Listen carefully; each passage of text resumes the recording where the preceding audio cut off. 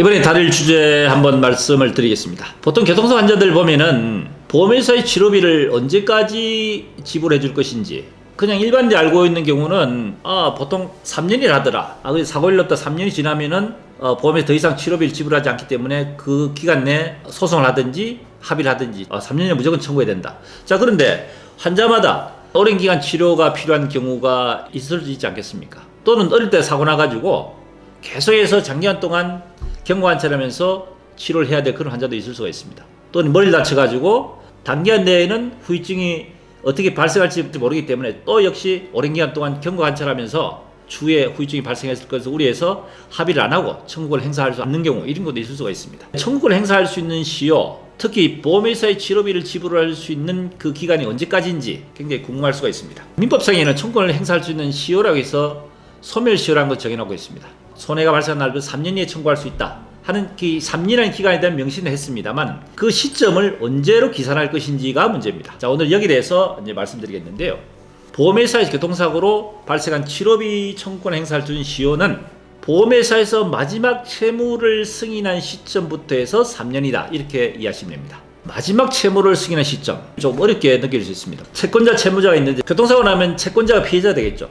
그리고 사고를 낸 가해자를 대신해서 보험회사에서 대신하기 때문에 보험사가 가해자를 대신한 채무자가 되는 겁니다. 그럼 보험회사에서 채무자가 채무를 승인했다. 채무 승인. 언제까지 책임을 져야 될 것인지, 이 마지막 시점, 이것이 문제인데, 그 시점이라는 것은 치료가 계속 지속된 경우에 있어서는 입원 퇴원과 관계없이 퇴원한 시점이 아닙니다. 퇴원을 하더라도 통원 치료가 계속 필요하다면은 통원 치료 기간도 계속 채무가 승인된 것을 봅니다. 보험회사에서 마지막 치료비를 지불하는 시점, 그 시점이 채무 승인의 마지막 시점입니다.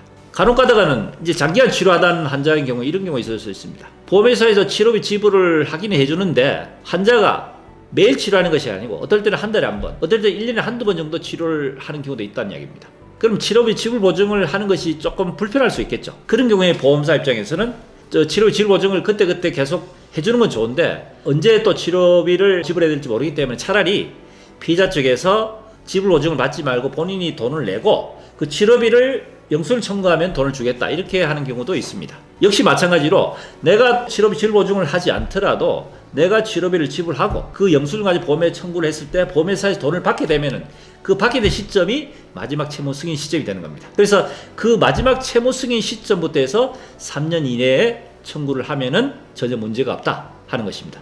이해하시겠죠? 사고 1년부터 해서 3년이 아니고 보험회사에서 마지막 치료비 지불 보증, 마지막 채무 승인한 시점부터 해서 3년 이내에는 언제든지 청구할 수 있기 때문에 청구 소멸시효에 대한 부분에 대해서 너무 강박관념을 가지고 생각할 필요는 없다 하는 말씀을 다시 한번 강조해 드립니다. 도움이 되셨습니까? 구독, 좋아요, 알림 설정 부탁드립니다.